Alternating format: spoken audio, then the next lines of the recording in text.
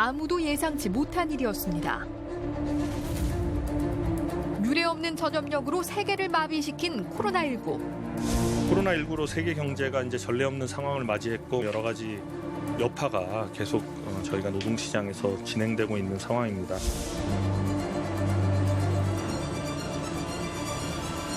코로나19 여파로 일자리가 사라지고 경제 불황에 대한 우려도 점점 더 확산되고 있습니다. 코로나19로 인한 경제적인 충격이 경기 지표를 통해서 본격적으로 드러나기 시작했습니다. 실물 경기 3대 지표인 생산, 소비, 투자가 급감하는가 하면 기업들의 체감 경기는 글로벌 금융위기 이후 최저치를 기록했는데요. 내수가 별로 없으니까 제조업이 자꾸 문 닫는 이런 좀 상황이고요. 그런데 이 위기가 시작에 불과할 수 있다는 경고까지 나옵니다. 전염병이 확산이 되고 이런 위기가 오는 것들을 보면 우리 환경에 대한 어떤 위기 신호다. 코로나 위기에도 이제 세계 경제가 올스톱 하는데 그거에 100배, 1000배 큰 위기가 온다고 하는 것은 우리 인류가 사느냐 죽느냐의 문제입니다. 우리가 숨쉬는 공기가 오염이 되고 그리고 우리가 마시는 물도 계속 부족해지고 또 오염되고 있습니다. 인류가 죽느냐 사느냐. 절체절명의 고비가 다가오고 있습니다. 환경 문제에서 비롯된 이 위기에 정부가 내놓은 해법은 바로 그린 뉴딜. 과연 그린 뉴딜은 현재 위기를 극복할 해답이 될 수 있을까요?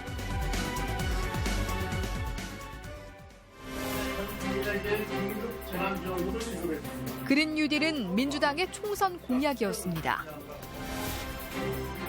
친환경 산업을 키워 기후위기에 대응하고 새로운 일자리도 만들겠다는 겁니다. 문재인 대통령이 그린 뉴딜을 언급한 건 지난 5월 12일에 열린 국무회의 비공개 토론에서였습니다. 그린 뉴딜이 일자리를 얼마나 늘릴 수 있는지, 경제 활력에는 어떤 도움이 되는지 보고서를 작성하라고 지시한 건데요. 코로나 경제 위기 극복을 위한 일자리 창출 프로젝트 한국판 뉴딜에 친환경 그린 뉴딜 사업도 포함됩니다. 이후 점점 가속도가 붙기 시작한 그린 뉴딜.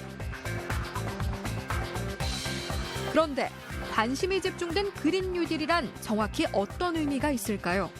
전 세계적으로 기후 위기라고 불릴 만큼 우리 온실가스 배출로 인한 그런 위기가 심각한 상황인데요. 지구 온도 상승을 1.5도씨 이하로 이제 맞추기 위해서는 적어도 한 2050년까지는 온실가스 배출을 순제로화해야 된다. 또 산업이나 이런 부분에서도 탄소를 줄일 수 있는 전환이 필요하거든요. 즉, 그린 뉴딜이란 탄소 배출량이 많은 기존 산업 대신 친환경 산업을 육성해 일자리도 늘리고 경제적인 성장을 꾀하는 정책입니다. 녹색 산업 육성 등 다양한 사업이 앞으로 추진될 예정인데요.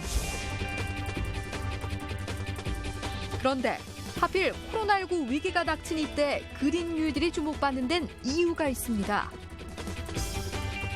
코로나19 같은 사태 같은 경우에도 이게 원래 인류가 갖고 있던 질병이 아니라 자연에서 온 거잖아요. 이런 부분들이 사실은 기후위기의 어떤 연장선상이기도 하고 기후위기로 인해서 또 그런 게 자주 나타날 수 있다는 게 지금의 경고고. 코로나19 같은 새로운 질병이 앞으로 더 자주 발생할 수 있다는 겁니다. 바로 기후변화 때문인데요. 이를 해결하기 위해서는 경제 위기만 대응할 것이 아니라 원인부터 해결해야 한다는 것. 그를 위해 그린 뉴딜은 우리나라뿐 아니라 전 세계적으로 반드시 필요한 정책인 셈입니다. 특히 친환경 재생에너지에 대한 세계적인 관심이 증가하며 오염의 주범이 되는 화력 발전 대신 풍력, 태양력 같은 재생에너지를 크게 확대하고 있는 추세입니다. 그렇다면 우리는 얼마나 준비되어 있을까요? 우리는 원전과 화력 발전에 의한 에너지가 아직 대부분을 차지하고 있습니다.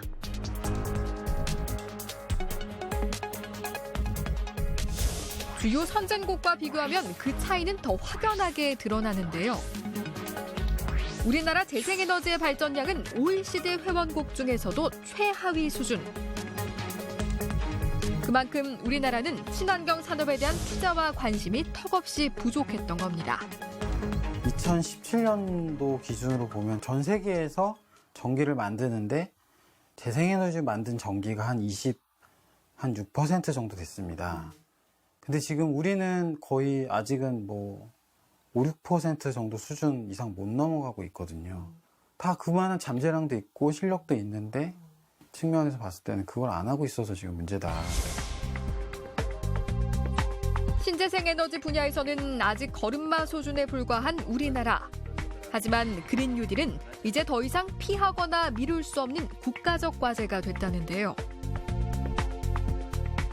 지금 이제 세계가 코로나 때문에 아주 큰 위기잖아요. 2차 세계대전 이후에 가장 큰 위기인데 그 원인이 근본적으로 파고 들어가면 인간의 이제 자연 파괴로부터 왔다는 거 아닙니까? 우리 인류의 문명을 지키면서도 또 새로운 산업을 일으키고 좋은 일자리를 만들면서도 일종의 기후 위기로부터 벗어나자. 그 수단이 이제 그린 뉴딜이라고 할 수 있겠죠.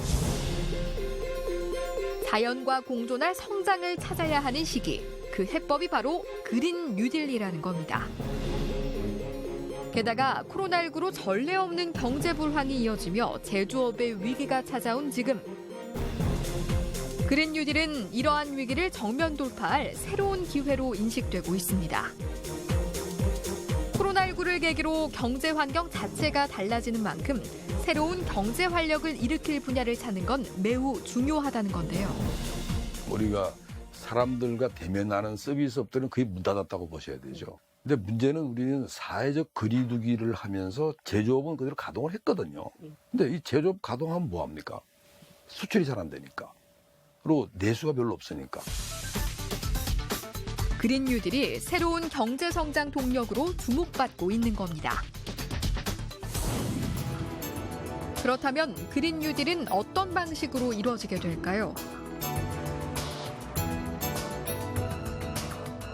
그린 뉴딜 사업 중 하나인 그린 리모델링에 관한 설명회장에는 최근 높아진 관심을 반영하듯 열기가 뜨거웠는데요. 특히 기대감이 높아진 이유가 있었습니다. 사업자로서 이제 그린 리모델링 사업에 계속 지속적으로 참여를 해왔거든요. 이제 예산이 확보되다 보니까 실질적인 시공까지 이루어질 수 있다는 거에서 많은 기대감을 갖고 있습니다. 정부의 3차 추경에 그린 리모델링 지원 예산도 들어있는 만큼 올해가 그 기회로 인식되고 있는 겁니다. 그린 리모델링이란 노후 건축물의 창호 교체 공사 등을 통해 에너지 사용량을 절감하고 기존 건물의 가치를 높이는 사업을 의미하는데요. 다양한 이유로 설명회장을 찾은 사람들. 궁금한 부분도 많았습니다. 저희는 지금 어린이집 리모델링 하려고 예산을 지금 잡아놓고 설계를 진행하는 과정인데요. 그 사업은 어느 정도 예산이 들었는지. 코로나로 인해서 집단 감염 예방 관리 필요성이 증대가 됐고, 이에 따라서 노후 건축물에 대한 그린 리모델링이 대두가 되었고, 그린 뉴딜의 하나로 추진되는 그린 리모델링. 에너지 효율을 높이고 경제 성장까지 이룰 대안이 될 수 있도록 정부에서도 큰 관심을 기울이고 있습니다. 공공건축물 그린 리모델링 사업은 저희가 근본 3차 추경으로 추진하는 대표적 사업 중에 하나입니다. 저희 국토부는 지방 각지를 돌면서 찾아가는 설명회를 개최해서 근본 사업의 취지, 목적, 그리고 내용 등을 안내해드리는 설명회를 지금 개최하고 있습니다. 공공시설의 단열을 강화하고 태양광 패널 등 자연에너지를 활용할 시설을 만들어주는가 하면 민간시설 그린 리모델링 공사비에 대한 대출을 연계해주고 이자를 지원하는 등 다각도로 지원이 이어지고 있습니다. 실제 효과는 어떨까요? 최근 그린 리모델링을 마친 한 대학. 노후화된 도서관이 그 대상이었습니다. 이게 없던 엘리베이터도 이제 신설이더라고.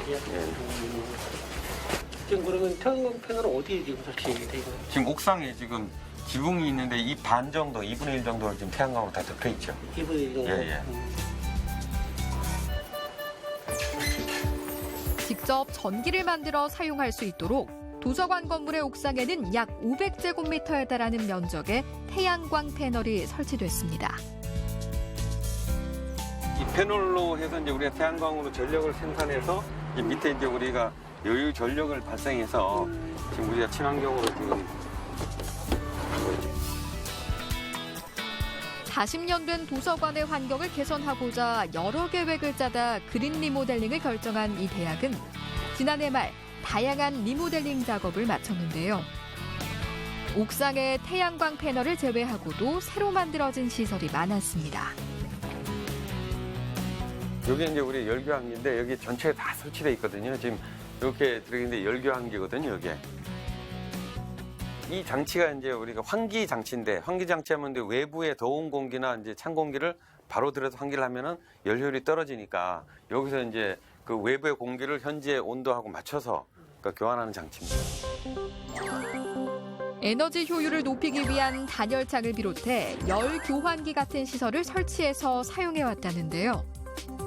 그 효과는 올해 3월부터 서서히 나타나기 시작했습니다. 현재로서 지금 절약되는 전기량이 전체 전력량이 한 6% 정도가 지금 절약되고 있는 상황입니다. 현재는 미미하지만 앞으로 꾸준히 진행을 하게 되면 지금 설치한 지 3개월밖에 안 됐기 때문에 그게 누적이 되고 또 꾸준히 관리하다 보면 많은 어떤 효과가 있을 거라고 저희들은 기대하고 있습니다.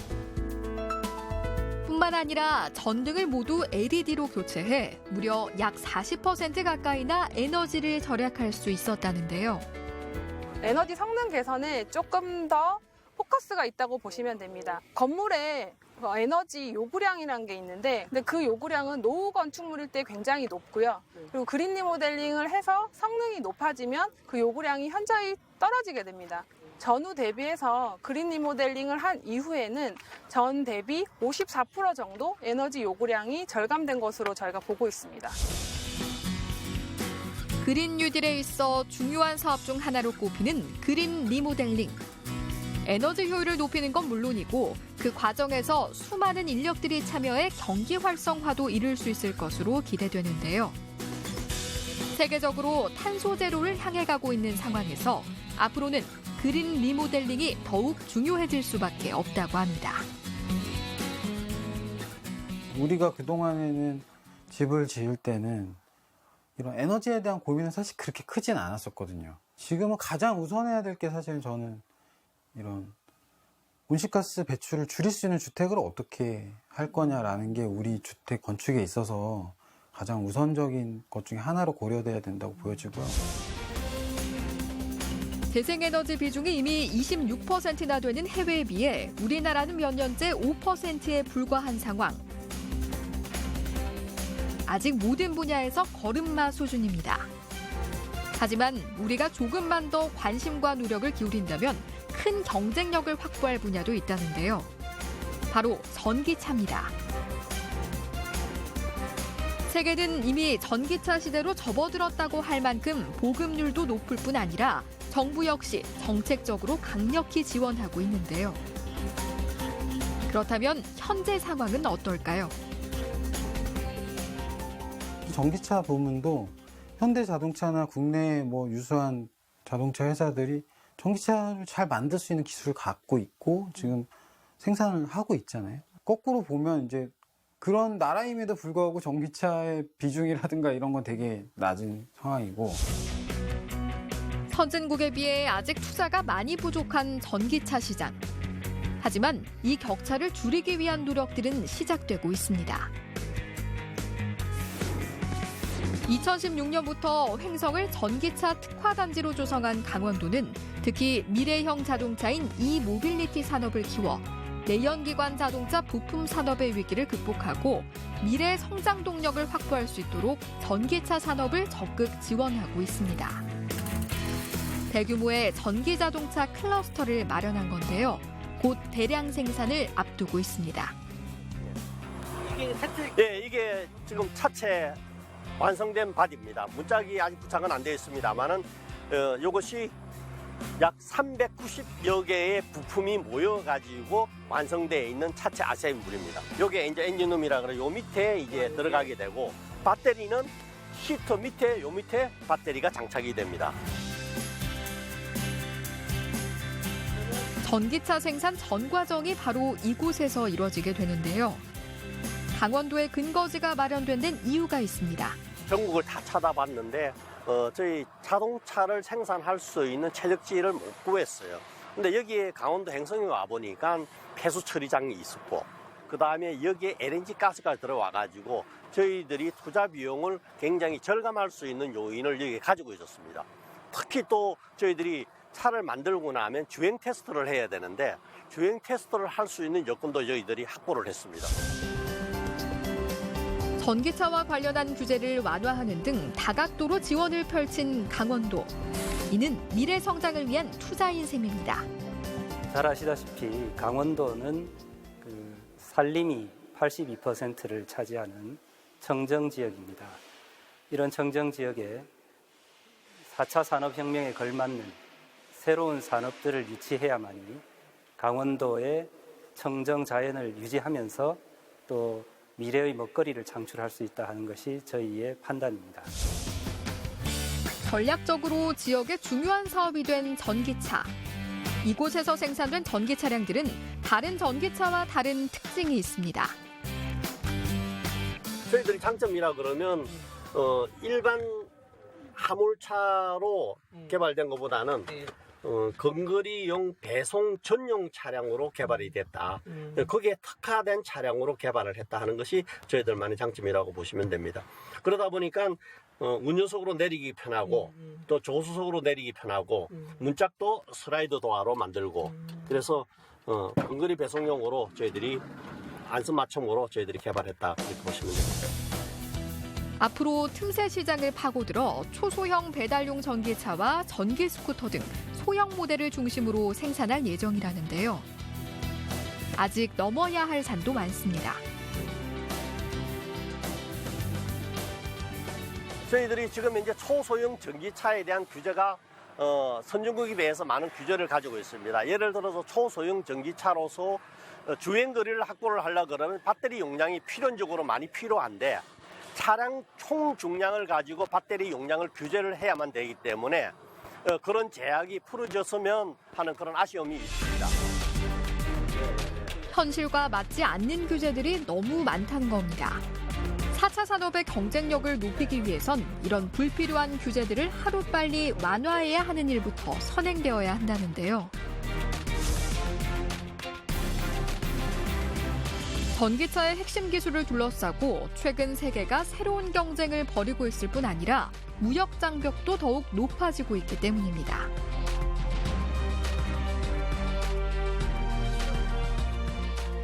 이제 전기차의 핵심이 배터리예요. 그 배터리에 이제 한국의 배터리 3사가 경쟁력이 좋거든요. 그런데 그 전기차를 생산하는 곳에서 배터리의 생산을 재생에너지로 생산해라. 이런 요청을 합니다. 그런데 우리나라는 재생에너지의 발전 총량 자체가 너무 작아가지고 생산하고 싶어도 생산할 수가 없습니다. 그러니까 배터리 회사가 외국으로 나갑니다. 이게 곧 일종의 무역 장벽이 될 수도 있고 무역 경쟁력이 될 수도 있어서 상당히 중요한 문제로 지금 부각하고 있습니다. 구글, 애플 등 많은 글로벌 대기업들이 자사 생산을 100% 재생에너지로 가동하는 것에서 그치지 않고 납품업체들에게도 재생에너지로 생산할 것을 요구하는 겁니다. 앞으로 이런 요구는 더욱 빈번해질 거라는데요.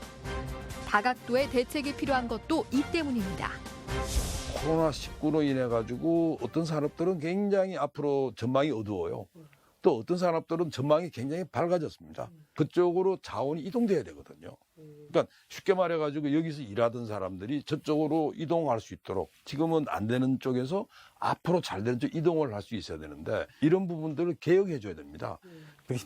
그린 뉴딜이라고 붙일 정도가 되려면 정말 우리가 기존에는 상상하지 못했던 규모와 좀 획기적인 어떤 방식의 사업들이 필요하다고 좀 보여지고요. 과감한 정책과 투자 그리고 제도 개선이 진행되었으면 좋겠고요. 코로나로 인해 쇠퇴한 산업의 인력을 새로 성장하는 분야의 인력으로 이동할 수 있도록 제도를 개혁하는 것. 그리고 그린 기술에 대한 투자를 늘리고 관련 규제를 혁파하는 것. 이 모두에 앞으로 사활을 걸어야 한다고 전문가들은 강조합니다.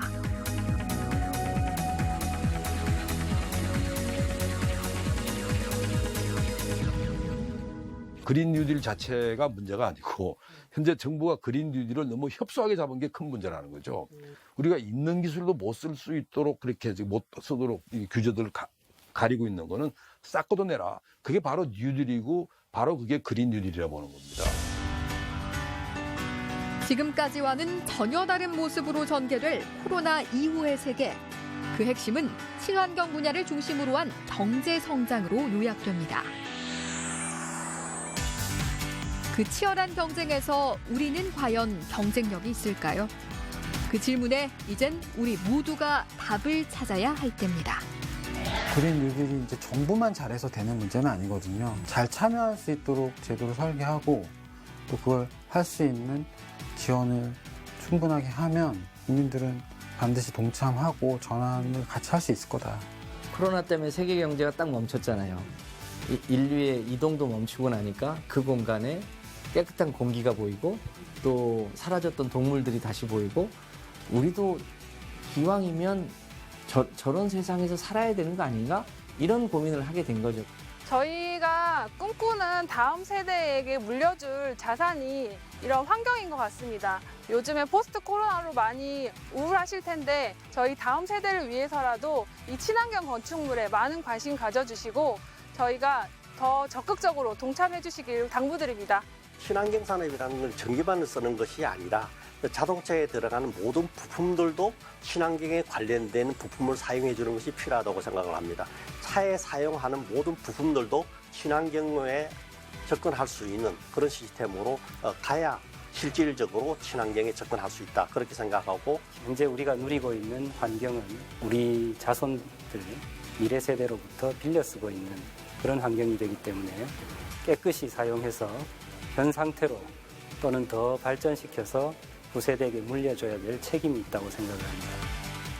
체육계 폭력과 성폭력, 철저한 조사와 수사, 그리고 엄중한 처벌이 지도자의 모든 것이 그들에게는 절대적으로 복종할 수밖에 없는 성적만 잘 나오면 된다라는 시기였었거든요.